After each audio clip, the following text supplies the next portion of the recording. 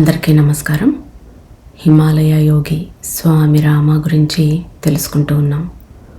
కంకరియా బాబా గారు స్వామి రామకు చిన్నమస్త సాధన గురించి తెలియజేశారు. ఆ సాధన చేస్తూ ఉండగా మరణానికి సంబంధించిన 3 మార్గాల గుండా ప్రయాణించాల్సి ఉంటుంది అని ఆ 3 మార్గాల గురించి చెప్పారు. వాటిలో మొదటిది మరణించే సమయం రాకమునిపే శరీరాన్ని వదిలేసి మరో శరీరానికి వెళ్ళడం, అంటే పరకాయ ప్రవేశం. సెకండ్ది చనిపోయి మళ్ళీ జన్మించడం. థర్డ్ మార్గం శరీరంతోనే ఉంటూ, అంటే చనిపోకుండానే చనిపోయామనిపించేలాగా మరణానుభూతి కలిగించేటటువంటి సంఘటనలు, అంటే అవమానాలు, కీర్తి ప్రతిష్టలు నాశనమైపోవడం, తనవారే తనని అనుమానించి వదిలేయటం లాంటివి. తర్వాత స్వామిరామ గారి గురువుగారైన బాబాజీ గారు, వారు తన గురువు దగ్గర మొదటిసారిగా దీక్ష తీసుకున్నప్పుడు, సన్యాసం తీసుకున్నప్పుడు రామకృష్ణ పరమహంస గారి గురువు అయినటువంటి తోతాపురి అనే గురువు కూడా అక్కడ ఉన్నారు. వారు కూడా తమ ఆశీస్సులు అందజేశారు.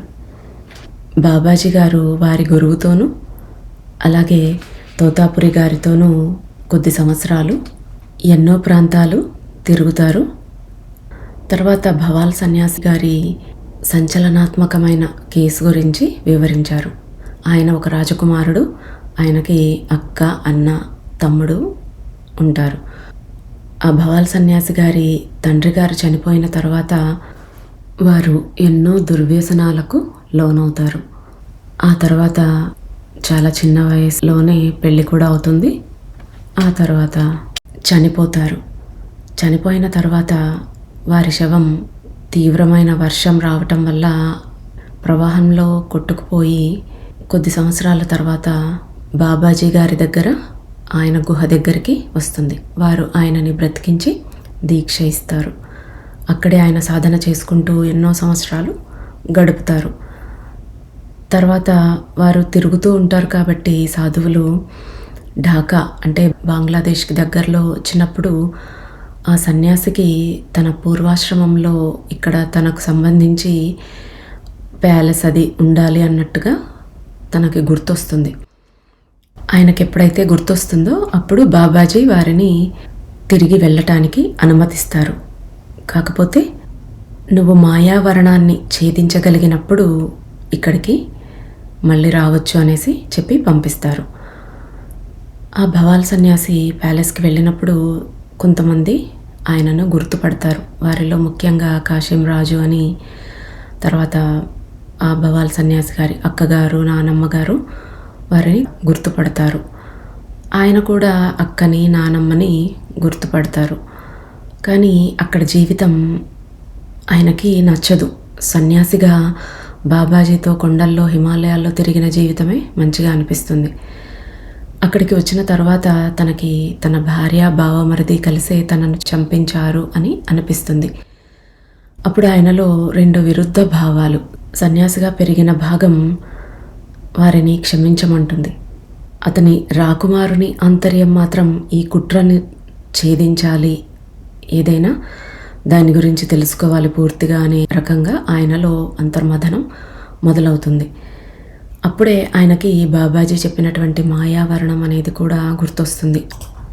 అసలు మాయావరణం అంటే ఏమిటి అనే ఆలోచనల్లో ఆయనకి నిద్ర కూడా మాయమవుతుంది. అదే ఆలోచనలతో, అంటే ఇక్కడే ఉండాలా లేదా ఈ ప్రపంచాన్ని వదిలి ఆవలి ప్రపంచం సన్యాసిగా అటు వెళ్ళాలా అనేది ఆయన తేల్చుకోలేకపోతూ ఉంటారు. ఈరోజు వారింకా ఏం డిసైడ్ చేసుకుంటారో చూద్దాం. తర్వాత ఏం జరుగుతుందో తెలుసుకుందాం. ఆ విధంగా దానికి ఆవల జీవించాలా? అప్పటికే సాధువుకి తనకు సంబంధించిన జ్ఞాపకాలన్నీ సంపూర్ణంగా గుర్తుకొచ్చాయి. పైగా అతడి జ్ఞాపక శక్తి కూడా చనిపోకముందు కంటే చాలా తీక్షణంగా ఉంది. అతడు 2 ధర్మాలు చూశాడు. ఒకటి సాధు ధర్మం, రెండవది రాకుమార కర్తవ్యం. అతడు ఆ రెండింటిలో ఏదో ఒకటి ఎంచుకోవలసి ఉంది. అతడు తన గుర్తింపుని ప్రకటించుకొని తీరవలసిన పరిస్థితిలో ఉన్నాడు. ఈ ప్రపంచంలో జీవించడమా, లేదంటే మడం తిప్పి తన దారిన తాను పోవడమా? ఈ రెండింటిలో అత్యంత సముచితమైన కార్యాచరణని ఎంచుకోవటానికే నిర్ణయించుకున్నాడు. అతడు నిర్ణయం చెప్తాడని దాని గురించి ఎదురు చూసి అలసిపోయిన ప్రిన్స్ అక్కగారు ఒకరోజు ప్యాలెస్ ఎదురుగా గుమికూడిన జనాన్ని ఉద్దేశించి తానే రాకుమారుడిని అనే వాస్తవాన్ని ప్రకటించమని కోరింది. అలా చెప్పడానికి అతడు ఒప్పుకోకపోతే తను ఆమరణ నిరాహార దీక్ష చేస్తానని చెప్పింది. అతడు సాధువుగా ఉన్నప్పటికీ ఉన్న నిజం మాట్లాడమని కోరింది. అందువల్ల 1921 మే 4వ తేదీ నాటి సాయంత్రం భవాల్ సన్యాసిగా ప్రసిద్ధికెక్కిన ఆ వ్యక్తి జనం గుంపు ముందుకొచ్చాడు. ఎవరో అడిగారు గుంపులోంచి, మీ పేరేమిటి అని. దానికి అతడు రామేంద్ర నారాయణ్ రాయ్ చౌదరి అని సమాధానం ఇచ్చాడు. మిమ్మల్ని పెంచిందెవరు? అప్పుడు అలోక ఆయన జవాబిచ్చాడు. ఆయన చిన్నప్పుడు అలోక పాలిచ్చి పెంచిన దాసి. తక్షణమే వేలాది గొంతులు రెండవ రాకుమారుడికి జయ జయధ్వానాలు పలుకుతూ గాలిలో ప్రతిధ్వనించాయి. మేజో కుమార్కి జై అని. భవాల్ రాజు తిరిగి తన రాజ్యానికి తిరిగి రావడంతో ప్రజలంతా పట్టరాని సంతోషంతో ఉన్నారు. ఆయనకు ఎన్నో రకాల బహుమానాలు తీసుకొచ్చారు. పన్నులు కట్టడం ప్రారంభించారు. ఆయన ప్యాలెస్కి వచ్చిన నాటి నుంచి ఆయన భార్య మాత్రం ఒక్కసారి కూడా ఆయనని చూడటానికి రాలేదు. ఆమె సోదరుడు అతడిని ఒక మోసగాడుగా జమకట్టి తిరస్కారంగా మాట్లాడసాగారు. ఈ నాగా సాధువు నిజంగానే తన రాజ్యాధికారం కోసం న్యాయస్థానం ముందుకు వెళ్ళబోతున్నట్టు వాళ్ళకి తెలిసింది. ఆమె తమ్ముడు సత్యేంద్ర సంరక్షకుల ద్వారా అదుపు చేయబడుతున్న revenue board secretary mister H B. లెత్ బ్రిడ్జ్ని కలుసుకుని Darjeeling civil surgeon doctor Das Gupta, lieutenant colonel Calvert, Darjeeling deputy commissioner mister Crawford సంతకాలున్న ప్రిన్స్ డెత్ సర్టిఫికెట్ చూపించాడు. అతడు స్కాటిష్ యూనియన్ ఇన్సూరెన్స్ కంపెనీ నుంచి తన సోదరి ప్రిన్స్ భార్య తరపున డెత్ బెనిఫిట్ పొందిన పేపర్లను కూడా అతడు చూపించాడు.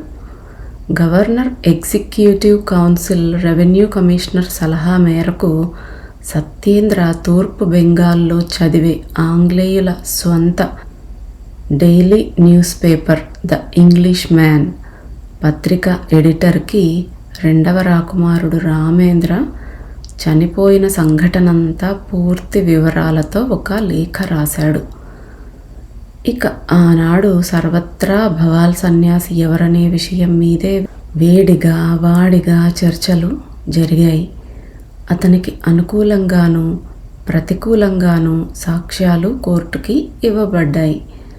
చివరికి 1921 జూన్ 3వ తేదీన రెవెన్యూ బోర్డ్ సాధువుని ఒక మోసగాడిగా తీర్పునిస్తూ ఈ విధమైన నోటీసు జారీ చేసింది.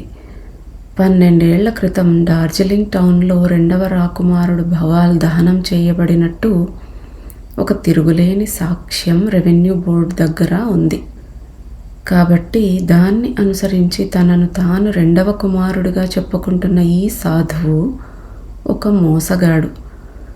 అతడికి ఎవరైనా అద్దెలు లేదా చందాలు దానాలు చేసేవారు తమ స్వంత రిస్కుతోనే అలా చేయవలసి ఉంటుంది అని తెలియజేయటానికి ఈ నోటీసు ఇవ్వబడుతోంది. ఈ నోటీసుని స్థానిక బజారులో డప్పులు మోగిస్తూ చదివి ప్రజలకు తెలియజేయటం జరిగింది. దాంతో అల్లర్లు మొదలయ్యాయి. పోలీసు కాల్పులు జరిగాయి.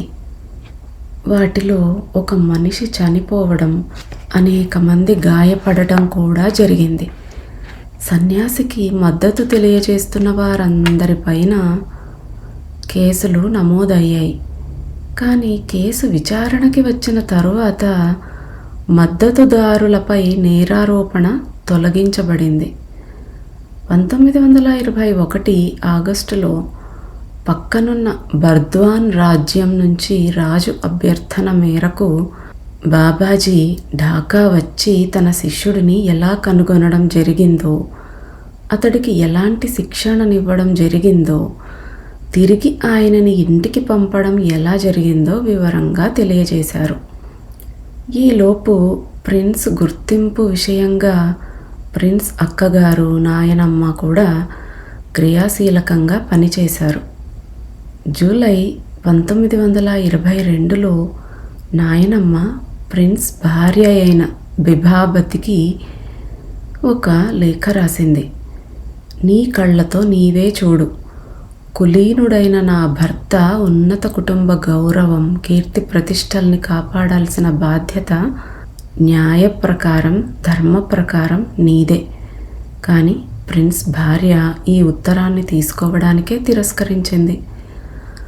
ఆమె తన తమ్ముడితో కలిసి ప్రిన్స్ని చంపడానికి కుట్ర చేసిందనే విషయం నిజమై ఉంటుందని, అందువల్లే ప్రిన్స్ని మోసగాడిగా నిరూపించటానికి ఎంతకైనా తెగిస్తుందని నాయనమ్మ అప్పుడు నమ్మింది. అప్పుడు ఆమె కలెక్టర్ జే.జి. డ్రమ్మండ్ని కలిసింది. ఆయన ఢాకా పాలనా విభాగంలో ఉన్నతాధికారి. ఆయనకు విషయమంతా తెలియజేసి దీన్ని పరిష్కరించటానికి ప్రజ్ఞావంతులైన 6 లాయర్లని నియమించమని, వీలైతే భారతదేశంలోని 6 హైకోర్టుల నుంచి ఒక్కో లాయర్ని పిలిపించండి అని కోరింది. దానికి అయ్యే ఖర్చుని తాను స్వంత నిధుల నుంచి ఇప్పిస్తానని చెప్పిందామె. భవాల్ సన్యాసి కూడా తన మనసులో నిశ్చయించుకున్నాడు. ఆయన గెలిచే తీరాలని భావించాడు. తను ఈ ప్రపంచాన్ని వదిలేస్తాడు, కానీ విజయం సాధించిన తరువాతే. కొన్ని వ్యావహారిక కారణాల వల్ల ఆయన కలకత్తాలో ఉండటం మొదలుపెట్టాడు. మధ్యలో ఢాకాకి 2 సార్లు వెళ్ళి రావాల్సి వస్తే వెళ్ళి వచ్చిన భవాల్ సన్యాసి 1924 నుంచి 1929 వరకు కలకత్తాలోనే ఉన్నాడు. ఆ కాలంలో స్వాతంత్ర పోరాటం కీలకమైన దశలో ఉంది. ఆయన బెంగాల్లో గొప్ప ప్రముఖుడైన ఆయన రాజకీయాల్లో పాల్గొనలేదు. కానీ ఆయన జాతీయ ఉద్యమం వైపు మొగ్గు చూపేవాడు. అతడి బావమరిది సత్యేంద్ర బ్రిటిష్ అధికారులకి విధేయుడుగా ఉండేవాడు. అయితే ఆ భవాల్ గారి పేరు ఎప్పుడూ ప్రజల నోళ్లలో నానుతూనే ఉండేది. రాజకీయంగా స్వాతంత్ర్య లక్ష్యం కోసం ప్రజలు ఎలా సామూహికంగా స్పందన తెలియజేసేవారో, రాజకీయ పరిధిని దాటి భవాల్ సన్యాసి కోసం ఆ ప్రాంత ప్రజలు అలాంటి సామూహిక స్పందన తెలియజేసేవారు. 1929 అక్టోబర్లో భవాల్ సన్యాసి ఢాకాకి వెళ్ళిపోయారు. ఆయన అక్కడ తన అక్కగారితో కలిసి ఉంటూ భవాల్ రాజ్యానికి బకాయి పడిన అద్దెలు, పన్నులు వసూలు చేయసాగారు. సత్యేంద్ర ఏదో పట్టాన క్రిమినల్ కోడ్ 144 సెక్షన్ కింద సాధువుని జయదేవ్పూర్ టౌన్లోకి ప్రవేశం లేకుండా నిషేధిస్తూ ఉత్తర్వులు జారీ చేయించగలిగాడు. ఆ తర్వాత ఈ నిషేధాజ్ఞలు భవాల్ రాజ్యానికి కూడా విస్తరించబడ్డాయి. చివరికి 1930 మొదట్లో ప్రిన్స్ ఎంతోమంది పెద్ద పెద్ద లాయర్లను సంప్రదించి తన రాజ్యంపై తాను అధికారంలోకి రావడానికి ఢాకా సెషన్స్ కోర్టులో కేసు అప్పీల్ చేశాడు. ప్రిన్స్కి లీడింగ్ కౌన్సిల్ బీసీ చటర్జీ. అతడు అప్పటికే ఎన్నో రాజకీయపరమైన కేసుల్ని విజయాలు సాధించిన దిట్ట. ఈ కేసు ఏప్రిల్ 24, 1930లో కోర్టుకెక్కింది. బ్లిట్జ్ రిపోర్ట్ ప్రకారం ఈ కేసుకి 1609 సాక్ష్యాలు, 2000 ఆధారాలు ఉన్నాయి. అన్ని మతాలు, జాతుల నుంచి సాక్ష్యం ఇవ్వడం కోసం వచ్చారు. వారిలో 21 ఏళ్ల నుంచి 100 ఏళ్ల వరకు ఎంతోమంది వ్యక్తులు ఉన్నారు. సాక్ష్యం ఇవ్వడానికి వచ్చిన వారిలో హిందువులు, ముస్లింలు, సిక్కులు, పార్సీలు, క్రిస్టియన్లు, బౌద్ధ మతస్థులు, జంతు ప్రేమికులు, నాగసాధువులు, భూతియాలు అంటే టిబెటన్లు కూడా ఉన్నారు. కొంతమంది ఆంగ్లేయులు, డాక్టర్లు, లాయర్లు, శిల్పులు, ఫోటోగ్రాఫర్స్, జమీందార్లు, రైతులు, వడ్డీ వ్యాపారులు, ప్రొఫెసర్లు, పండితులు, జాలర్లు, గుర్రబండి నడిపేవాళ్ళు, మావటులు, అశ్వపాలకులు కూడా ఉన్నారు. కొంతమంది తార్పుడుగాళ్ళు, వేశ్యలు కూడా ఉన్నారు. రాకుమారుని విషయంగా విపరీతమైన లైంగిక వాంఛల గురించిన సమాచారాన్ని వారు కోర్టుకి సాక్ష్యమిచ్చారు.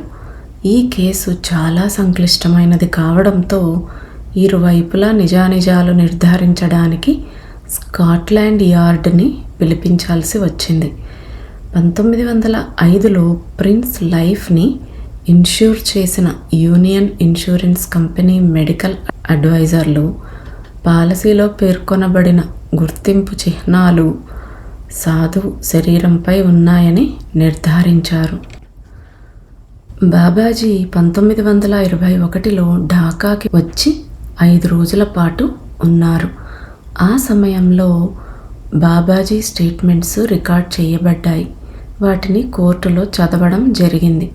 భవాల్ సన్యాసి తనను సాధు బృందం ఎలా రక్షించిందో, వారు తనని ఎలా బ్రతికించారో, తన గురుదేవులు బాబా ధరందాస్ తనను తిరిగి తన ఇంటికి ఏ విధంగా పంపారో అంత వివరంగా తెలియజేశాడు. ఈ సాక్ష్యాన్ని ఆ తర్వాత బాబాజీ శిష్యులు బాబా దర్శన్ దాస్, బాబా లోకదాస్, బాబా ప్రీతం దాస్ లాంటి వారు బలపరిచారు. ప్రిన్స్ అక్కగారు, నాయనమ్మ, వదిన, చుట్టుపక్క రాజ్యాల రాచ కుటుంబాల సభ్యులు, వందలాది సేవకులు, ఇంకా తన రాజ్యంలోని ఇతర వ్యక్తుల సాక్ష్యంతో సాధువుని భవాల్ రాకుమారుడిగా గుర్తించడం జరిగింది. ఆగస్టు 24, 1936న కోర్టు ఆ వ్యక్తి రాకుమారుడేనని తీర్పిచ్చింది. ఆ తీర్పు ప్రకారం నిర్ధారింపబడిన విషయాలు ఇలా ఉన్నాయి. ప్రిన్స్కి విషం ఇవ్వబడింది. అతడి శవాన్ని శ్మశానానికి తీసుకుని వెళ్ళారు. కానీ భారీ వర్షంతో ఆ మంటలు ఆరిపోయాయి. ప్రిన్స్ బావమరిది సత్యేంద్ర అతడిని హతమార్చడానికి కుట్ర పన్నాడు. ఈ తీర్పు వినగానే ఢాకా పౌరులు, జైదేవ్పూర్ వాసులు ప్రిన్స్ స్వామి విజయాన్ని 3 రోజుల పాటు జరుపుకున్నారు.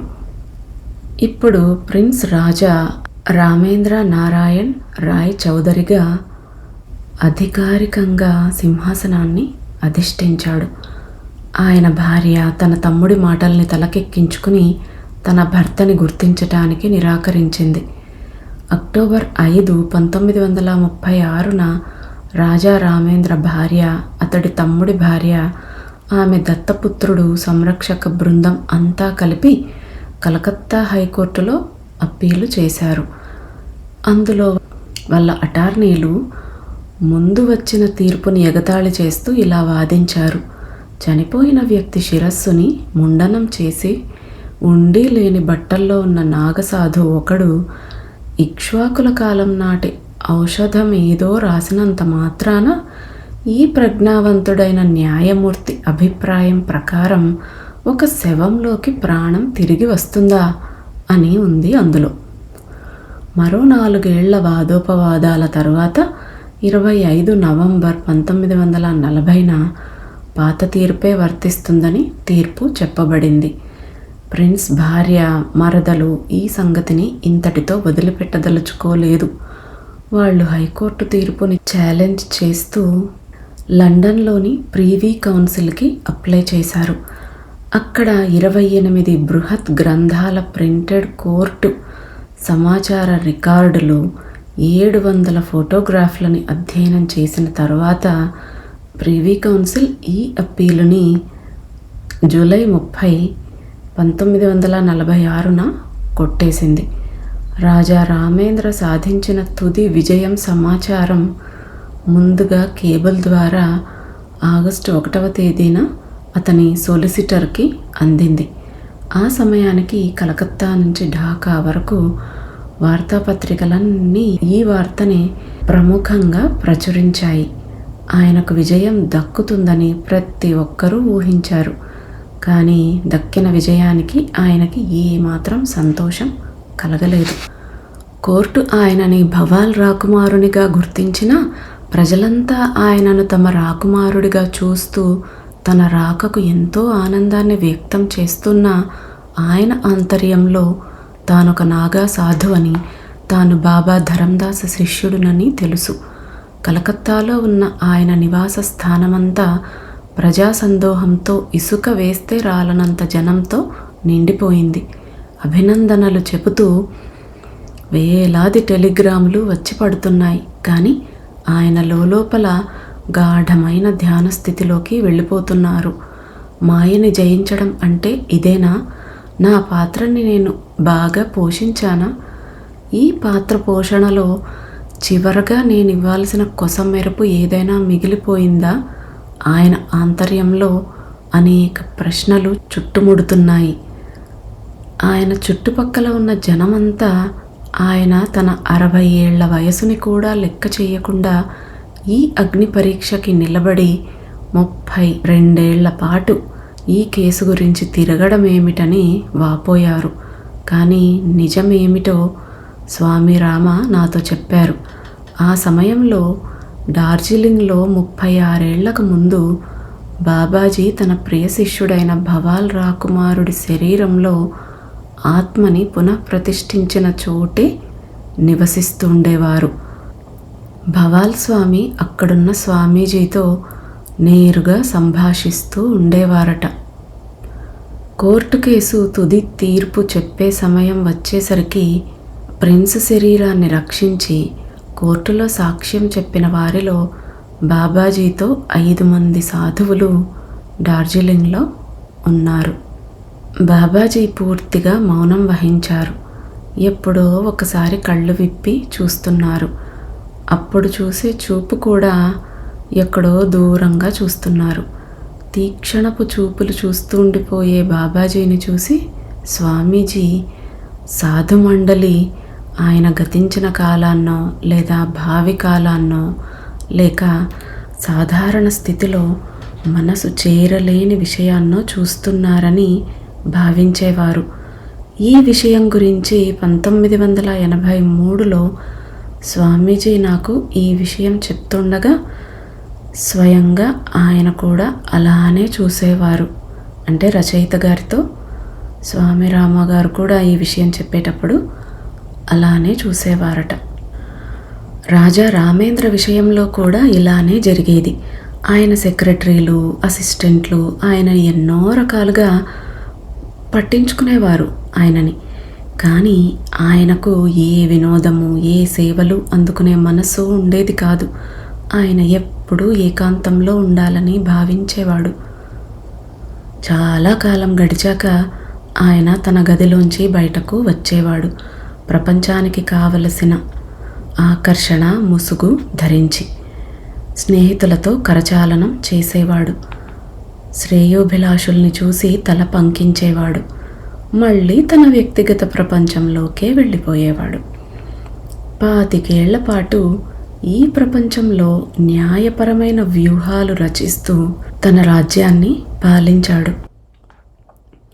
వ్యాపార వ్యవహారాల్ని తానే చూసుకున్నారు. పార్టీలకు హాజరయ్యారు. బంధువులు, స్నేహితుల పట్ల తనకున్న కర్తవ్యాల్ని నెరవేరుస్తూ కాలం గడిపేవారు. చివరికి అతడి అక్కగారికి కూడా రాత్రిపూట్ల అతడు ధ్యానంలో గడుపుతున్నాడనే విషయం తెలియరాలేదు. ఆయన పగలు లౌకిక ప్రపంచ వ్యవహారాలు చూసుకుంటూ రాత్రి భాగాల్ని పరమాత్మకి కైంకర్యం చేశాడు. ప్రజలు చుట్టూ ఉన్నప్పుడు ఆయన భవాల్ రాకుమారుడు, తర్వాత రాజుగా అయ్యాడు. కానీ వ్యక్తిగతంగా అతడు భవాల్ సన్యాసి. లండన్ నుంచి అతడి సోలిసిటర్స్ భవాల్ రాజా రామేంద్ర వద్దకు వచ్చారు. కానీ ఆయనలో ఉన్న సాధువుకి మరో సందేశం కూడా అందింది. ఈ సందేశం అతడి విధిని రాసిన సృష్టికర్త బాబా ధరందాస్ నుంచి వచ్చింది. ఆ సందేశంలో, నువ్వు యుద్ధంలో గెలిచావు, ఈ విజయంతో ఏం చేయాలో ఇప్పుడు నువ్వే నిర్ణయించుకో అని ఉంది. అప్పటికి సరిగ్గా 33 సంవత్సరాల క్రితం తను బాబాజీ నుంచి అమర్నాథ్లో దీక్ష గ్రహించాడు.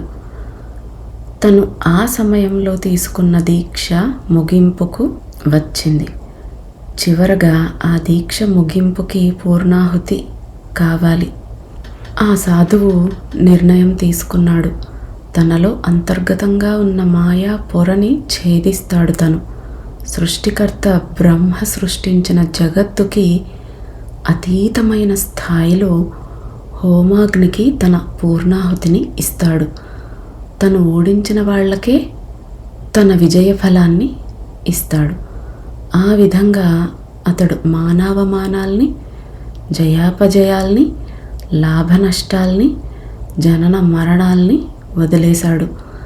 అంతరదీప్తితో భాసించే జగత్తులోకి ప్రవేశించటానికి తనను తాను సమాయత్తం చేసుకున్నాడు. 36 ఏళ్ల ముందు బాబాజీ ప్రిన్స్కి జీవం పోశారు. ఈసారి బాబాజీ శిష్యుడైన ఈ రాచ సాధువు తన శరీరాన్ని స్వచ్ఛందంగా వదిలేశాడు.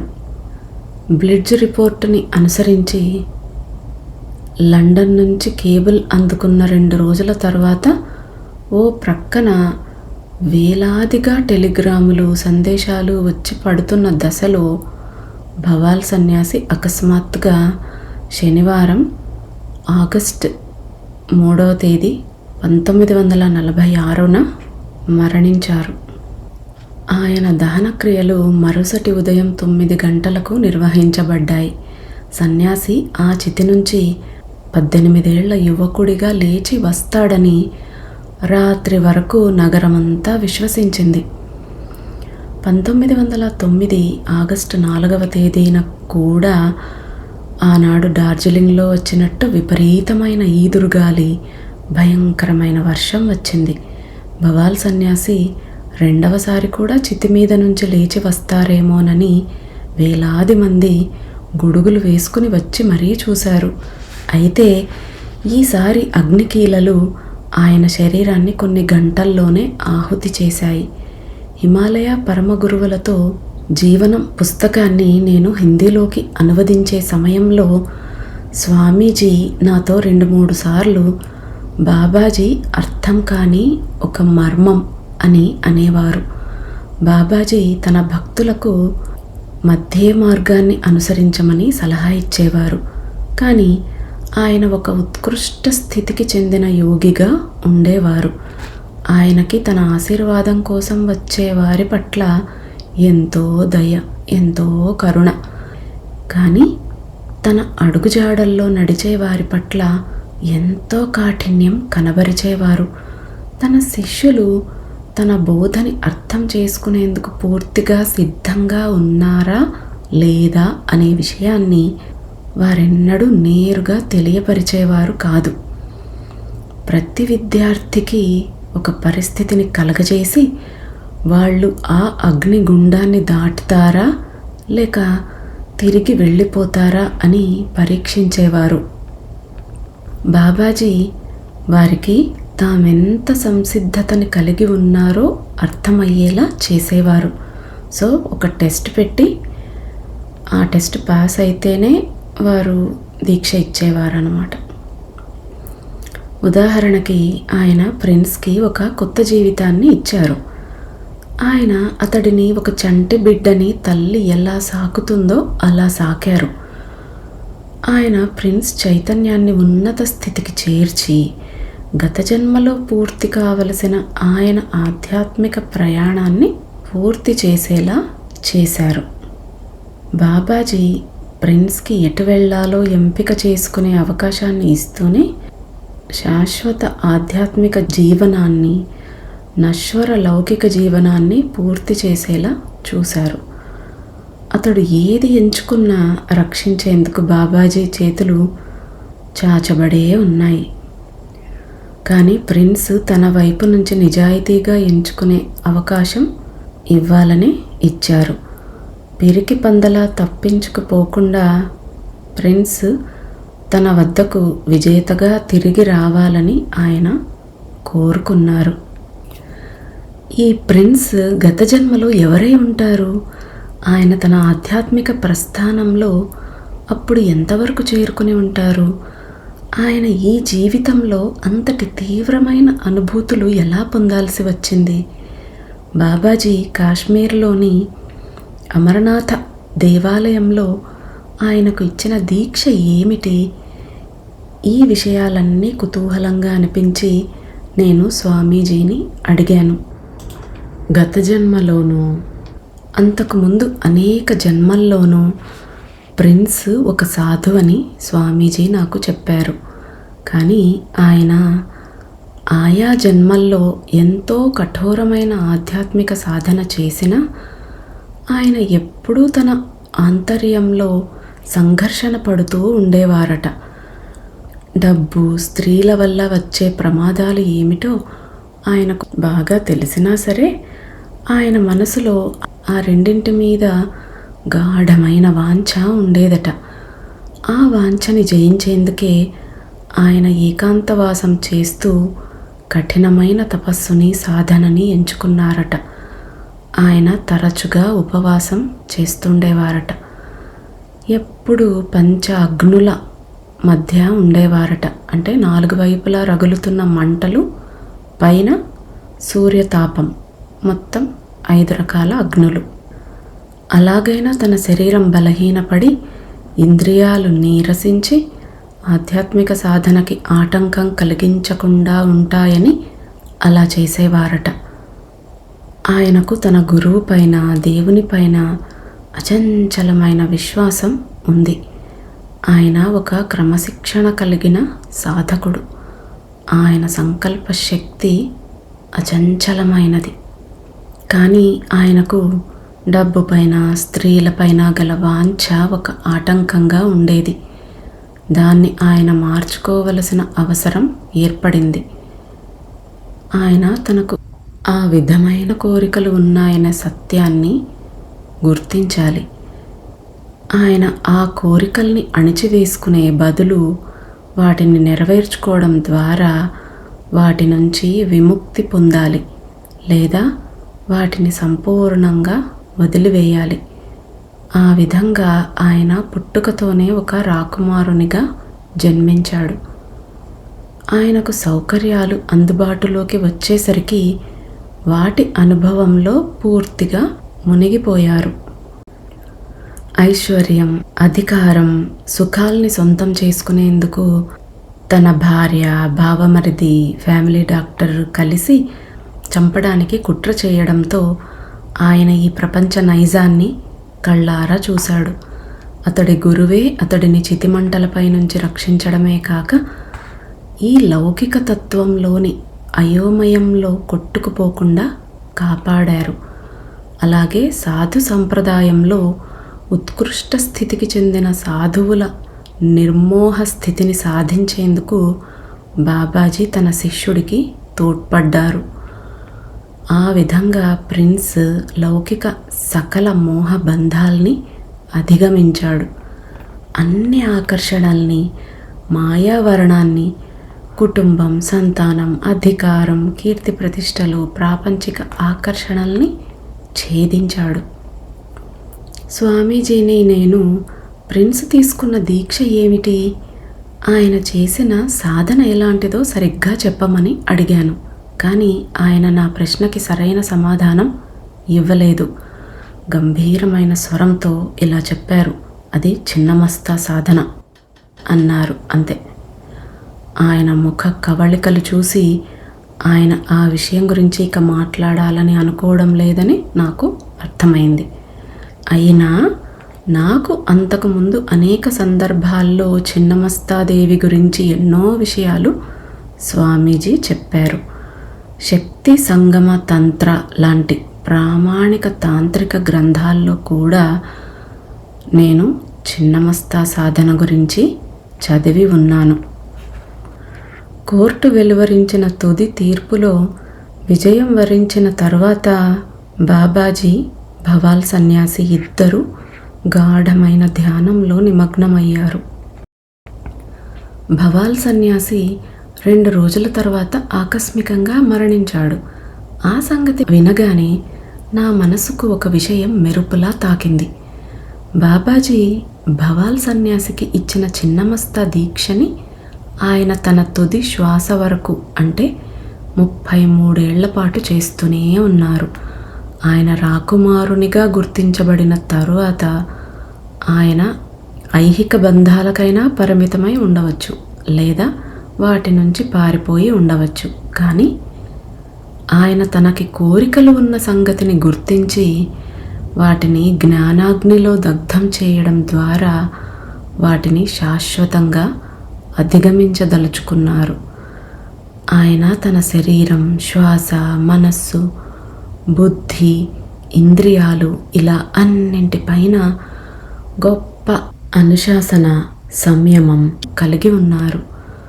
బాబాజీ ఆయన్ని దూరం నుంచి గమనిస్తూనే ఉన్నారు. ఆయనకు బాహ్యంగానూ ఆంతరిక ప్రపంచంలోనూ విజయం చేకూరగానే ఆయన సాధన ముగిసింది. ఈరోజు మనం చదువుకున్న భాగంలో ప్రశాంతంగా కూర్చుని ఆలోచిస్తే ఎన్నో విషయాలు ద్యోతకమవుతాయి. ఒక్కసారి కూర్చుని ఈ కథను గురించి చింతన చేయండి. దాని నుంచి ఏమర్థమైంది, ఏ జ్ఞానాన్ని మనం తెలుసుకోవచ్చు అనేది మీకు వీలైతే కామెంట్స్లో తెలియచేయండి. మళ్ళీ నెక్స్ట్ ఎపిసోడ్లో కొద్దిగా దాని గురించి మాట్లాడుకుందాం. నాకు కొంచెం బిజీగా ఉండటం వల్ల వెంటనే ఎపిసోడ్స్ రెడీ అవ్వటం లేదు, కాస్త డిలే అవ్వాల్సి వస్తుంది. ఒకవేళ నేను మండే పోస్ట్ చేయలేకపోయినా నెక్స్ట్ డే మండే ఎపిసోడ్ని పోస్ట్ చేయటానికి నాకు సాధ్యమైనంతగా నేను ట్రై చేస్తాను. ఒకవేళ ఒకరోజు అటు ఇటు అయినా సరే అర్థం చేసుకుంటారని ఆశిస్తున్నాను. వచ్చే వారం మళ్ళీ కలుద్దాం.